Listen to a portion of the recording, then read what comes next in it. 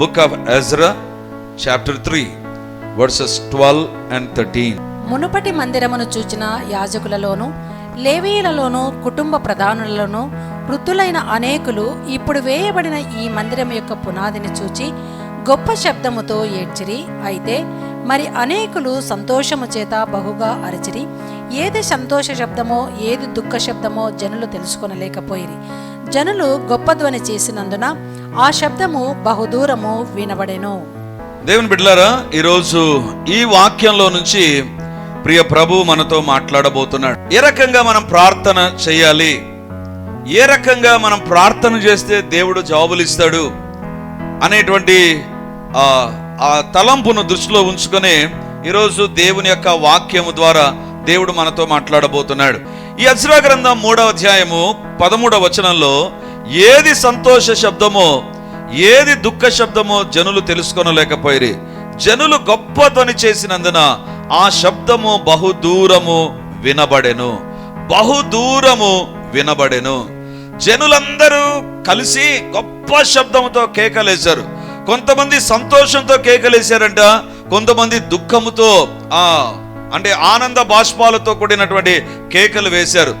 ఏది సంతోష ధ్వనో ఏది దుఃఖముతో కూడిన ధ్వనో ప్రజలు గుర్తెరగలేనంత గొప్ప శబ్దాన్ని వాళ్ళు చేశారంట. అంటే వీళ్ళ జీవితంలో ఏదో ఒక దాన్ని వాళ్ళు చూచారు. వాళ్ళని చూచిన తర్వాత ఎజ్రా గ్రంథం 3:13 చెప్తుంది, జనులందరూ గొప్ప శబ్దంతో కేకలేశారు. దేవుని బిడ్డలారా, ఒక గొప్ప సంతోషం, గొప్ప ఆశీర్వాదం, గొప్ప దీవెన దేన్ని బట్టి కలుగుతుంది? లేదా ఒక అసాధ్యమైన కార్యం ఎప్పుడు సుసాధ్యం చేయబడుతుందో అదే ఈరోజు దేవుని యొక్క వాక్యంలో నుంచి మనం చూడబోతున్నాం. దీని బ్యాక్గ్రౌండ్ కొద్దిగా చెబితే మీకు ఈ సందేశం అర్థమవుతుంది. మొట్టమొదటి ఆలయాన్ని దేవుడు సొలొమోను ద్వారా కట్టించాడు. 587వ సంవత్సరం, క్రీస్తుపూర్వం 587వ సంవత్సరం ఈ యొక్క సొలొమోను కట్టినటువంటి దేవాలయం కూల్చబడిందండి. It was destroyed. అంటే ఈ బబులోను సామ్రాజ్యానికి సంబంధించిన వారి యొక్క దాడిలో సొలొమోను కట్టినటువంటి దేవాలయం పూర్తిగా కూలిపోయిందండి. ఆ తర్వాత వాళ్ళకు దేవాలయం లేదు. ఎన్ని సంవత్సరాలు దేవాలయం లేదు తెలుసా అండి? 71 సంవత్సరాలు దేవుని యొక్క ఆలయం లేదు వాళ్ళకు. 71 years వరకు దేవుని యొక్క ఆలయం లేనే లేదండి వాళ్ళకు. ఆ తర్వాత సొలొమోను దేవాలయం కూల్చబడిన 71వ సంవత్సరంలో దేవుడు జెరుబ్బాబెలును తర్వాత ఎజ్రాను దేవుడు లేపి ఈ మందిర పని చేయించాడండి. ఆఫ్టర్ 71 years తిరిగి వాళ్లకు ఒక మందిరం అనేటువంటిది వచ్చింది. సో ఈ మందిరానికి పునాది వేశారే, ఆ పునాదిని చూసినప్పుడు ప్రజలందరూ గొప్ప శబ్దముతో దేవుని స్తుతించారు. గొప్ప శబ్దముతో దేవుని స్తుతించారు. దేవుని బిడ్డలారా, అది బ్యాక్గ్రౌండ్. 71 సంవత్సరాలుగా వాళ్ళకు మందిరమే లేదు. మందిరం అంటే అది వాళ్ళ గుర్తింపు, అది వాళ్ళ యొక్క గౌరవం, అది వాళ్ళ యొక్క సమస్తం అండి. దేవుణ్ణి కలుసుకునే స్థలం వాళ్ళకి జీవితంలో లేకుండా పోయిందండి. జీవితంలో లేకుండా పోయింది. భయంకరమైన శత్రువు యొక్క దాడి అనేటువంటిది వారి జీవితంలో జరగగా చల్లా చెదరైపోయారు. 71 years they don't have a temple. ఒక ఆరాధన స్థలం వారికి లేకుండా పోయింది. అప్పుడు దేవుడు ఎజ్రా కాలంలో ఉండేటువంటి జెరుబ్బాబెలును దేవుడు లేపి ఒక మందిర పని ప్రారంభించాడు. ఎప్పుడైతే మందిరానికి పునాదులు వేశారో పెద్దవాళ్ళు ఎవరైతే ఆ సొలొమోను మందిరాన్ని చూచారో వాళ్ళు ఏడుస్తూ దేవుని స్తుతించడం ప్రారంభించారు. యవనస్తులైతే ఇప్పుడు మాకు ఒక మందిరం రాబోతుందని వాళ్ళు సంతోషంతో దేవుని స్తుతించారు. అదే ఇంతవరకు మనం చదువుకున్నటువంటిది. అంటే ఈరోజు దేవుడు మనతో మాట్లాడేటువంటి అంశం ఏంటంటే 71 సంవత్సరాలుగా లేనటువంటి మందిరాన్ని ఏ రకంగా రెడీ చేయగలిగారు, ఏ రకంగా ప్రారంభించగలిగారు? 71 సంవత్సరాలుగా ఎవరు చేయలేనటువంటి పనిని ఎజ్రా జెరుబ్బాబెలు యొక్క నాయకత్వంలో ఎలా సాధ్యమైంది? Is it because of the leadership? వారి దగ్గర ఉండేటువంటి నాయకులను బట్టే? కాదండి, కాదు. ఈరోజు 2 విషయాలు ప్రాముఖ్యంగా దేవుడు మన ఎదురు తీసుకురాబోతున్నాడు. ఈ యొక్క ఎజ్రా గ్రంథం 3వ అధ్యాయము ఇందాక మనం చదువుకున్నటువంటిది 13వ వచనం నెరవేరాలి అంటే, 13వ వచనం నెరవేరాలంటే పైన కొన్ని కార్యాలు వాళ్ళు చేశారు. ఎప్పుడైతే అవి మన జీవితాల్లో ఉంటాయో మన జీవితంలో కూడా అసాధ్యమైన కార్యాలు. 71 సంవత్సరాలుగా అంటే రాజైనటువంటి సొలొమోను అనేకమైనటువంటి అష్టైశ్వర్యాలు కలిగినటువంటి సొలొమోను మందిరాన్ని కట్టాడండి. సొలొమోను మందిరాన్ని కట్టాడు. కానీ ఈ చెరలో బానిసలుగా చల్లాచెదరైపోయినటువంటి ఈ యొక్క ఇశ్రాయేలు ప్రజలు, ఈ యొక్క యూదులు ఏ రకంగా 71 సంవత్సరాల తర్వాత కట్టారంటే it is not because of their talents, it is not because of their leadership. వాళ్ళ దగ్గర ఉన్నటువంటి నాయకత్వాన్ని బట్టి కాదు, వాళ్ళ దగ్గర ఉండేటువంటి ఏమనాలి టాలెంట్స్ను బట్టి కాదు, వాళ్ళకు ఉన్నటువంటి తలాంతులను బట్టి కాదు, వాళ్ళు కొన్ని పనులు చేశారండి. దేవుని బిడ్డలారా, మనిషి జీవితంలో అసాధ్యమైనవి చాలా ఉంటాయండి.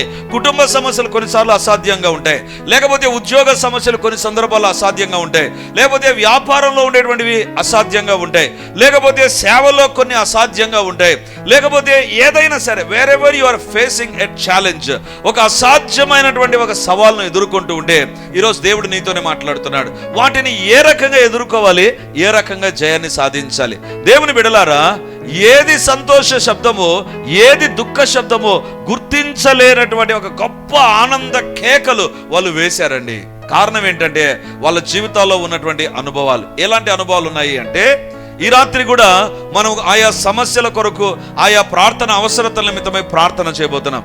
Some are very difficult, some are very challenging. కొన్ని అసాధ్యం అనిపిస్తుంది, కొన్ని ఏ రకంగా జరుగుతుంది అనిపిస్తుంది, కొన్ని ఏ రకంగా సాధించగలం, పొందుకోగలం అనేటువంటి తలంపు వస్తుంది. In spite of all these things దేవుడు మనతో మాట్లాడుతున్న మాట ఏంటంటే, ఈ ఎజ్రా, జెరుబ్బాబెలు, ఆ ప్రాంతంలో ఉన్న ప్రజలు ఏం చేశారో అది మనం చేయగలిగితే చాలండి. అది మనం చేయగలిగితే చాలు. వాళ్ళు ఏం చేశారు? మొదటి వచనాన్ని మనం చదువుకున్నాం. ఇందాక 13వ వచనాన్ని మనం చదువుకున్నాం. ఎజ్రా గ్రంథం 3వ అధ్యాయం 13వ వచనాన్ని మనం చదువుకున్నాం. ఇప్పుడు మొదటి వచనాన్ని చదువుకుందాం. 7వ నెలలో ఇశ్రాయేలీయులు తమ తమ పట్టణములకు వచ్చిన తరువాత జనులు ఏక మనస్సు కలిగిన వారై యెరూషలేములో కూడి, 7వ నెలలో ఇశ్రాయేలీయులు తమ తమ పట్టణములకు వచ్చిన తరువాత ఏక మనస్సు కలిగిన వారై యెరూషలేములో. గొప్ప అసాధ్యమైన పని ఎప్పుడు సాధ్యపరచబడింది అంటే, ఎప్పుడు సాధ్యపరచబడిందంటే వాళ్ళందరూ కూడి ఒక స్థలానికి వచ్చినప్పుడు కాదు. బైబిల్లో వ్రాయబడింది, ఆయా ప్రాంతాల్లో ఉండే వాళ్ళందరూ మేము ఈ స్థలానికి రావాలని తీర్మానం చేసుకున్నప్పుడు కాదు. బైబిల్లో వ్రాయబడింది, వాళ్ళు ఏక మనస్సు కలిగి ఉన్నప్పుడు. దేవుని బిడ్డలారా, ఏక మనస్సు కలిగినటువంటి కుటుంబంలోనైనా, ఏక మనస్సు కలిగినటువంటి సంఘంలోనైనా, ఏక మనస్సు కలిగిన ప్రార్థన చేసే గుంపు దగ్గరైనా ప్రతి అసాధ్యము సుసాధ్యమేనండి. నమ్మిన వారు గట్టిగా ఆమేనంటారు. They came from different places.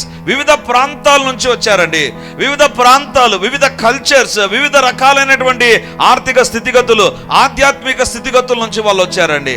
కానీ వాళ్ళందరూ వచ్చినప్పుడు వాళ్ళ బ్యాక్గ్రౌండ్ను బట్టి, వాళ్ళ దగ్గర ఉన్నటువంటి సమస్యను బట్టి 71 సంవత్సరాలుగా సాధ్యం కాని ఇప్పుడు సాధ్యమవుతుందా అని అనుకోలేదండి. బైబిల్లో వ్రాయబడింది, ఏక మనస్సు కలిగి. అంటే వివిధ స్థలాల్లోంచి వచ్చినటువంటి వారికి వివిధ రకాలైనటువంటి మనస్తత్వాలు లేవు, వివిధ రకాలైనటువంటి ఆలోచనలు లేవు. ఎక్కడ జరుగుతుంది అబ్బా, 71 సంవత్సరాలుగా జరిగింది, ఇప్పుడు ఎట్లా జరుగుతుంది? లేకపోతే ఇంతకాలము సొలొమోను కట్టాడు, ఇప్పుడు జెరుబ్బాబెలు తర్వాత ఎజ్రా, వీళ్ళు రాజులు కాదు కదా, ఏ రకంగా సాధ్యమవుతుంది? ఈ తలంపులు లేవు. ఏక మనస్సు కలిగి వాళ్ళు ఏం చేశారంటే అక్కడ కూడుకున్నారు. దేవుని బిడ్డలారా, ఈరోజు నీ జీవితంలో అవసరమైనటువంటిది ఏంటి తెలుసా? ఈ రాత్రి మనం ప్రార్థన చేయబోతున్నాం. ఎలా ప్రార్థన చేయాలి తెలుసా? ఒకరు ఏ అంశం నిమిత్తం ప్రార్థన చేస్తున్నారో అదే అంశాన్ని బట్టి మనం ఏకీభవించి ప్రార్థన చేయాలి. అంటే ప్రార్థించే సహోదరుడు గాని సహోదరి గాని ఒక అంశం నిమిత్తమై ప్రార్థన చేస్తుండగా అదే అంశంతో మనం ఏకీభవించాలి, ఏక మనస్సు కలిగి ఉండాలి. ఒకవేళ అందరూ కలిసి కడపలో ప్రజల రక్షణ నిమిత్తమై ప్రార్థన చేయాలి అన్నప్పుడు ఆ సహోదరి ప్రార్థన చేస్తుంది అనుకుందాం, ఆ సహోదరుడు, మనం కూడా ఏం చేయాలంటే కామ్గా ఉండొద్దు, అద్భుతం జరగదు. ఏకీభవించామనుకుందాం, అద్భుతం జరుగుతుంది. ఏకీభవిస్తే దేవుని బిడ్డలారా, ఎప్పుడు ప్రజల ఎదుట 71 సంవత్సరాల సవాలు ఓడిపోయింది తెలుసా? ఏక మనసు కలిగినప్పుడు. ప్రార్థన దగ్గర అంటే నీ కుటుంబంలో కుటుంబ ప్రార్థన జరుగుతుందా? ఏక మనసుతో ప్రార్థన చేసావా?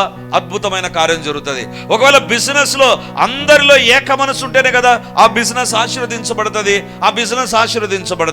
ఒక ఫుట్బాల్ టీం అందరు కలిసి ఏకంగా ఆలోచన చేసి ఒకే ఒక గురి కలిగి వాళ్ళు ఆట ఆడారనుకో, they will get a prize. ఒక టీం యొక్క సక్సెస్ అయినా, ఒక కుటుంబం యొక్క సక్సెస్ అయినా, ఒక దేశం యొక్క సక్సెస్ అయినా దేనిపైన ఆధారపడి ఉంటుంది? ఏక మనసు. ఈరోజు భారతదేశంలో నెమ్మది ఉంది, కానీ మన ప్రక్కన ఉన్నటువంటి నేపాల్లో సమాధాన పరిస్థితులు లేవు. ఎందుకు?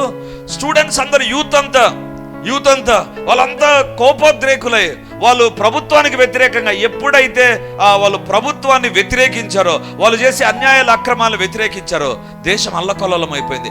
నష్టం అనేటువంటి జరుగుతుంది. దేవుని బిడ్డలారా, ఈరోజు దేవుడు అడుగుతుంటున్నాడు, basic requirement for the greatest miracle, ఒక గొప్పదైనటువంటి అద్భుతానికి, ఆశ్చర్యకరమైన కార్యానికి దేవుని యొక్క హస్తం కదలాలి అంటే అవసరమైనది ఏంటి తెలుసా? ఏక మనస్సు.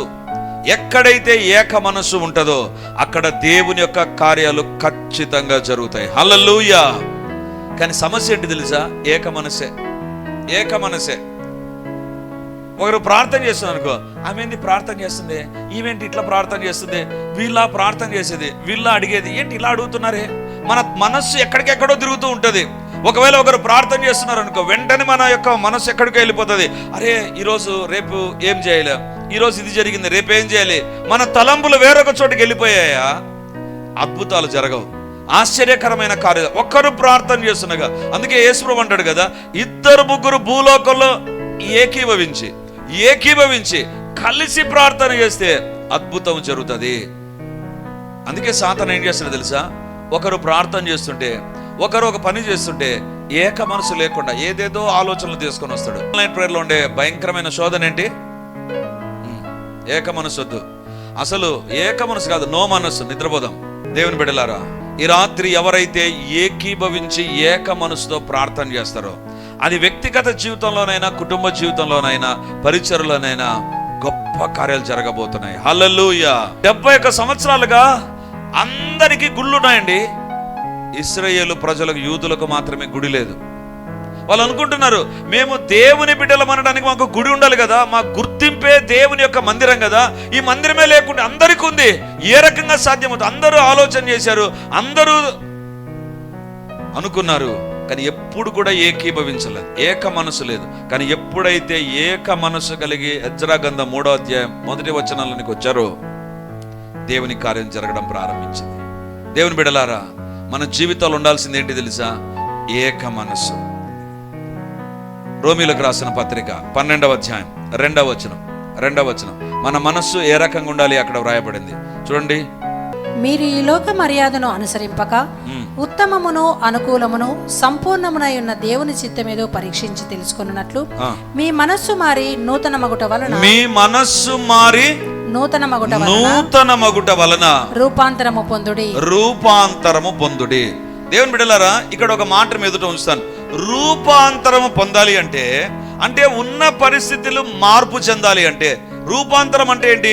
యేసు ప్రభు మానవుడుగా ఉన్నాడు, కానీ రూపాంతర కొండపైన ఆయన వస్త్రాలు మారిపోయాయి, ఆయన ముఖము మారిపోయింది, ఆయన యొక్క ప్రకాశం మారిపోయింది, పూర్తిగా ఎంటైర్లీ డిఫరెంట్. అది రూపాంతరం. దేవుడు అంటున్నాడు, రూపాంతరపరచబడే కార్యాలు జరగాలి అంటే ఇంతకు ముందుకు ఇక జరగబోయేదానికి అసలు పొత్తే లేకుండా ఎంటైర్లీ డిఫరెంట్ లెవెల్లో మనం ఆశీర్వదించబడాలి అంటే దాన్నే రూపాంతరము చెందాలి అంటే 2 ఉండాలి.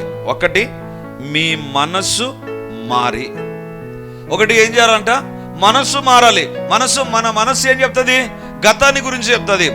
గతంలో ఇట్లున్నావు కదా, ఈరోజు నువ్వు ప్రార్థన చేయొచ్చా, ఈరోజు అంతా ఈ పని చేసావు కదా, ఈరోజు నువ్వు ఇట్లున్నావు కదా, ఈరోజు నువ్వు ఈ రకంగా ఉన్నావు కదా, ఈరోజు నువ్వు బైబిల్ చదవలేదు కదా, ఈరోజు నువ్వు బిజీగా ఉన్నావు కదా, ఈరోజు దేవుని కొరకు నువ్వు జీవించలేదు కదా. ఈ తలంపులు తెచ్చి సాతాను ఏమంటాడు? నువ్వు ప్రార్థన చేయకు, నువ్వు ఏకీపించకు, వద్దులే అంటాడు. వెంటనే నువ్వు ఏం చేయాలి తెలుసా? అవును, కరెక్టే, నా జీవితంలో ఇది లేదు, దేవా నన్ను క్షమించు, ఇప్పుడు నేను ఏకీపించి ప్రార్థన చేస్తా. మనస్సు మార్చుకో.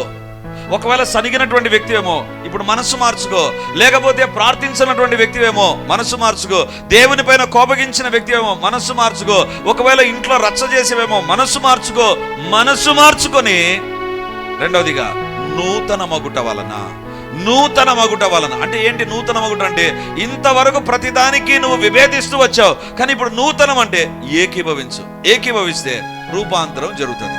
దేవుని బిడ్డలారా, వీళ్ళ దగ్గర ఆస్తిపాస్తులు లేవు, అంతస్తులు లేదు, లేకపోతే రాజు అంటూ వీళ్ళకి లేడు, వీళ్ళంతా చల్లాచెదరైపోయిన ప్రజలు. కానీ వీళ్ళ జీవితంలోకి వచ్చినటువంటిది ఏంటి తెలుసా? ఏక మనసు. దేవుని బిడ్డలారా, యేసు ప్రభు కొన్ని ప్రార్థనలే బైబిల్లో మనకు కనబడతాయి. గెత్సెమనే తోటలో ప్రార్థన, సిలువ పైన ప్రార్థన, కానీ యేసు ప్రభు చేసిన ప్రార్థన ఒక ప్రార్థన ఉందండి. యేసు ప్రభు ఏమని ప్రార్థన చేస్తాడు తెలుసా? ప్రభువా, నేను మీరు ఏకముగా ఉన్నట్లు ఇదిగో వీరు ఏకముగా ఉండాలి ప్రభువా. యేసు ప్రభు యొక్క ప్రార్థన ఏంటి తెలుసా? దేవా, వీరికి డబ్బు కుప్పలు తెప్పలి ప్రభా, బంగారం ఈ ప్రభా, వీళ్ళంతా డూప్లెక్ హౌస్ లో ఉండాలి ప్రభా. అది కాదు చేసింది, ఏకంగా ఉండాలి ప్రభా. నీవు నేను ఏకంగా ఉన్నట్టుగా వీళ్ళు ఏకంగా ఉంటే అప్పుడు గొప్ప కార్యాలు జరుగుతాయి. దేవుని బిడ్డలారా, ఏక మనసు లేని కుటుంబము దీవించబడదు. ఏక మనస్సు లేనటువంటి ఒక వ్యవస్థ దీవించబడదు. ఏక మనస్సు లేని సంఘం ఆశీర్వదించబడదు. ఏక మనస్సు లేని ప్రార్థనకు జవాబు రాదు. అందుకే యేసు ప్రభు అంటున్నాడు, దేనికోసం ప్రార్థన చేశాడు? ఏకంగా ఉండాలి ప్రభువా, ఏక మనస్సు కలిగి ఉండాలి ప్రభువా. అంటే 10 మంది ఉన్నాం అనుకుందాం. ఈ 10 మందిలో ఒక్కొక్కరికి ఒక్కొక్క తలంపు ఉంటుంది. కొంతమందికి స్వార్థం ఉంటుంది, కొంతమందికి గర్వం ఉంటుంది, కొంతమందికి అసూయ ఉంటుంది, కొంతమంది కుళ్ళు ఉంటుంది, కొంతమంది గొనిగే. అందర మనసు మార్చుకొని ప్రార్థనలో ఏకీభవించాలి. అప్పుడు గొప్ప కార్యం జరుగుతుంది. అప్పుడు గొప్ప కార్యం జరుగుతుంది. నీ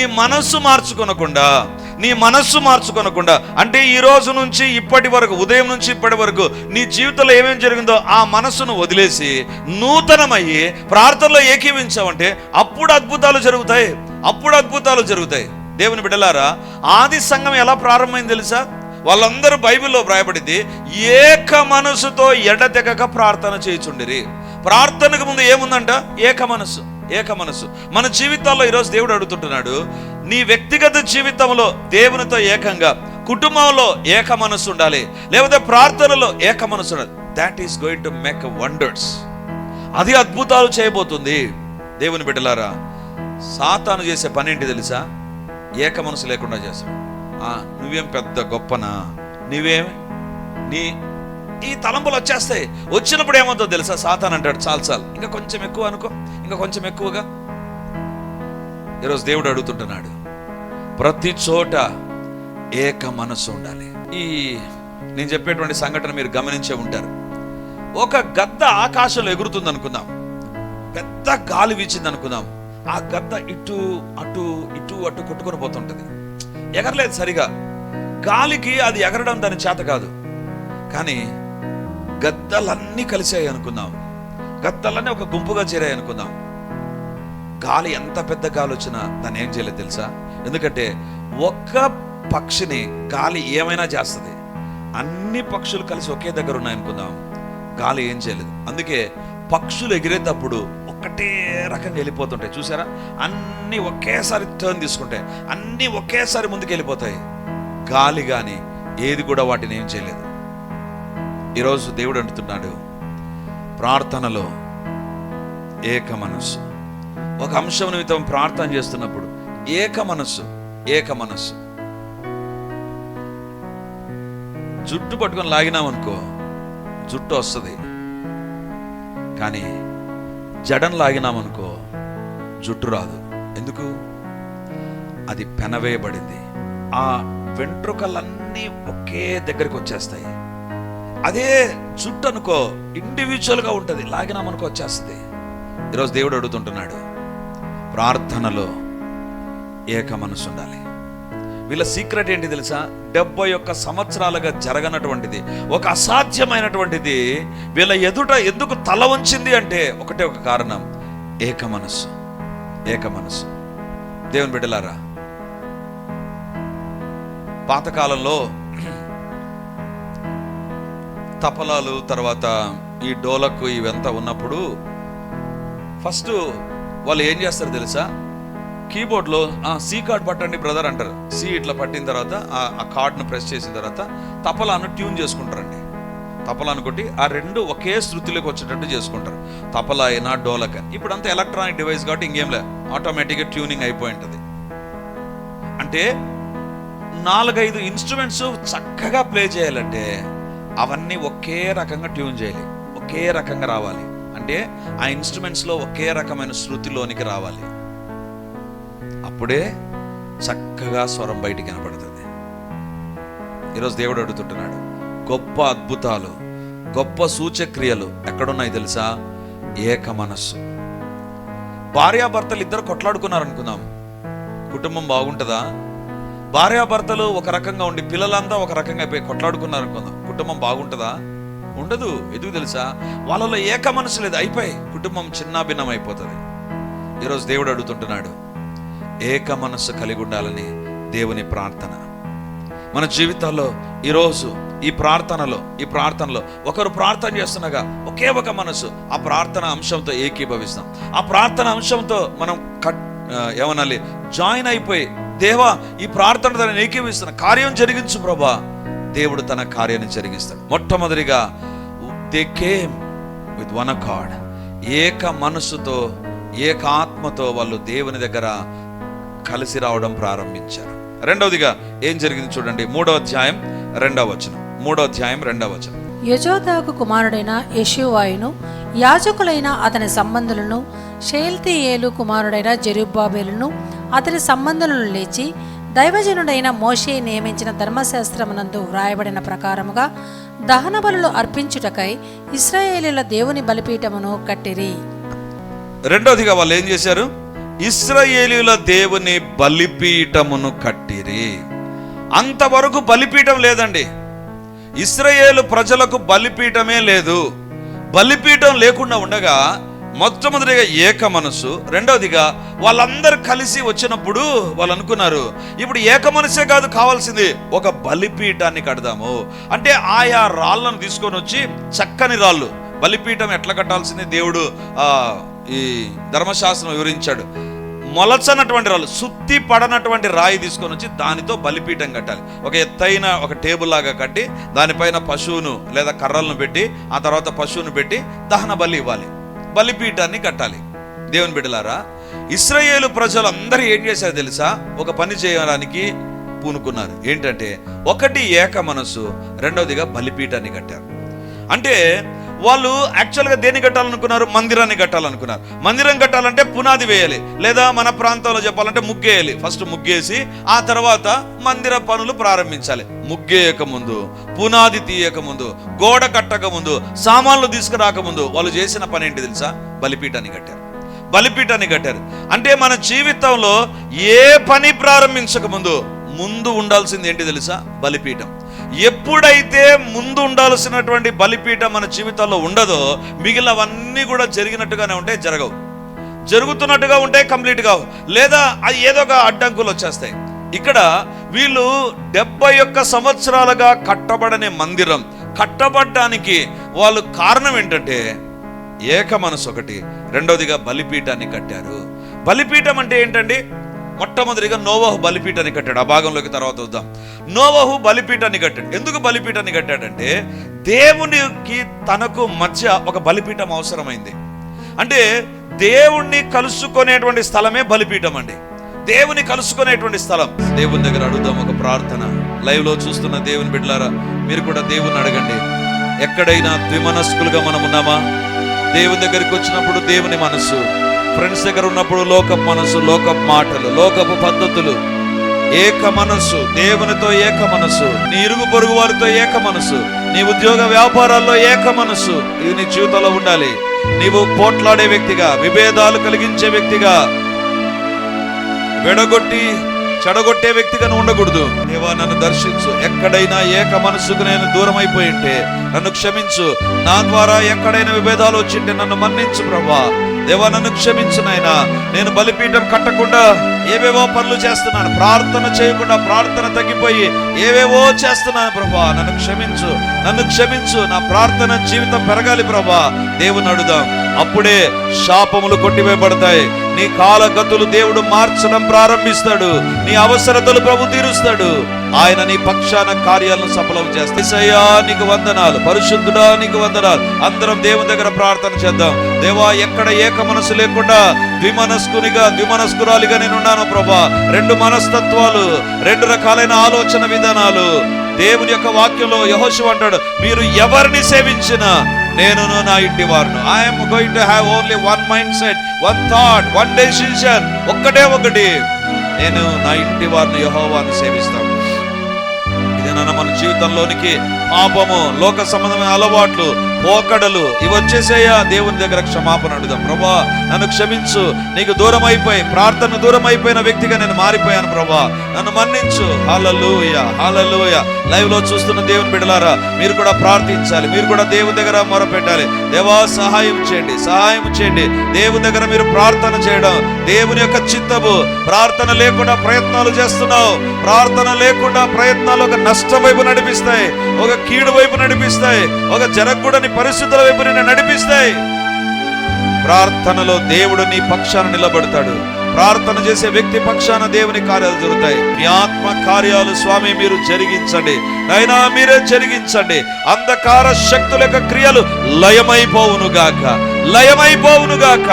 నాయనా మా జీవితాల్లో ప్రతి విషయంలో ప్రార్థన చేయుదుముగాక, ప్రార్థించుదుముగాక. ప్రార్థనా సమయాలు పెరుగునుగాక, మా ప్రార్థన జీవితము ముందుకెళ్ళునుగాక. ఆగిపోక ప్రార్థనలో సాగిపోదుముగాక. దేవా కృప చూపండి నాయనా. పట్టుదలతో ఈ రాత్రంతా మేము ప్రార్థన చేయుదుముగాక, ఏకీభవించి ప్రార్థన చేయుదుముగాక, ఏకీభవించి ప్రార్థన చేయుదుముగాక. నాయనా మీరే మీ కార్యాలు జరిగించండి. అంధకార శక్తులను బంధించండి నాయనా. అపవిత్రాత్మ క్రియలు లయమగునుగాక, లయమగునుగాక. తండ్రి మీకే స్తోత్రాలు. ప్రార్థన చేయగా తండ్రి యూదులు, ఇశ్రాయేలు ప్రజలు ప్రార్థన చేయగా వారి అవసరతలు తీర్చబడ్డాయి. నోవహు బలిపీఠం కట్టగా ప్రార్థించగా నాయనా నోవహు కొరకు శాపములు తొలగించబడ్డాయి, కాలాలు మార్చబడ్డాయి, అవసరతలు తీర్చబడ్డాయి. ఇప్పుడు మేము అడుగుతున్నాం, ఈ రెండు మాలో మేము కలిగి ఉన్నప్పుడెల్లా మా ప్రతి అవసరమును మీరే తీర్చండి ప్రభువా. మా ప్రతి అవసరము తీర్చబడునుగాక, మా కోరికలు సిద్ధించబడునుగాక, మా ఆలోచన యావత్తు సఫలమగునుగాక, వాగ్దానముల నెరవేర్పు మాకు కలుగునుగాక. మీరే దర్శించండి, దీవించండి నాయనా. గొప్ప కార్యములు యేసు నామమందు జరుగునుగాక. దేవా హృదయాన్ని కుమరిస్తూ హన్నా ప్రార్థించినట్లుగా తండ్రి యొబ్బోయకు రేవు దగ్గర యాకోబు ప్రార్థించినట్లుగా, ఏలియా ప్రార్థించినట్లుగా, నాయనా సొలొమోను ప్రార్థించినట్లుగా, దావీదు ప్రార్థించినట్లుగా, యేసయ్య మీరు ప్రార్థించినట్లుగా ఈ రాత్రి మేము ప్రార్థించుదుముగాక. మా శరీరాలను మీరే బలపరచండి, మా శరీరాలకు మీరు తోడుగా ఉండండి. నిద్ర మాకు దూరమగునుగాక. ఈ రాత్రంతా మెలకువ కలిగి ప్రార్థించుదుముగాక, పట్టుదలతో ప్రార్థించుదుముగాక. అయినా మీరే మీ కార్యాలు జరిగించుమని యేసు నామమందు ప్రార్థించి అడిగి పొంది ఉంటున్నాము తండ్రి, ఆమేన్. వాక్యాన్ని వింటున్నటువంటి దేవుని బిడ్డలారా, ప్రార్థన టీవీలో వాక్యాన్ని వింటున్న దేవుని బిడ్డలారా, ఈ యొక్క లైవ్ కార్యక్రమాలు చూస్తున్న దేవుని బిడ్డలారా, మీకందరికీ ఒక ప్రత్యేకమైన ప్రకటన ఇప్పుడు నేను తెలియజేస్తున్నాను. ఈ ఆదివారం నుంచి ప్రతి ఆదివారం రిడీమర్లో 3 ఆరాధనలు జరుగుతాయి. మొదటి ఆరాధన 8 గంటలకు, రెండవ ఆరాధన 10:30కు, మూడవ ఆరాధన సాయంత్రం 7 గంటలకు. సో ఈ 3 ఆరాధనలో ఇక ప్రతి ఆదివారం ఒక్కొక్క సర్వీసులో ఒక్కొక్క దేవుని నామాన్ని మనం ధ్యానం చేయబోతున్నాం. వేల కొలది దేవుని నామాలను గురించి మనము చూస్తాం బైబిల్లో. కాబట్టి దేవుని బిడ్డలమైతే మనం ఎల్లప్పుడూ దేవుని నామాన్ని స్మరిస్తూ ఉండాలి, ఎల్లప్పుడూ దేవుని నామాన్ని స్మరిస్తూ ఉండాలి. సో కాబట్టి ఈ యొక్క వాక్యాన్ని ఆధారం చేసుకొని ప్రతి ఆదివారం 3 ఆరాధనలో దేవునికి సంబంధించిన వివిధ నామాలు, దైవ నామ ధ్యానాలు అనేటువంటిది మనం కలిగి ఉండబోతున్నాం.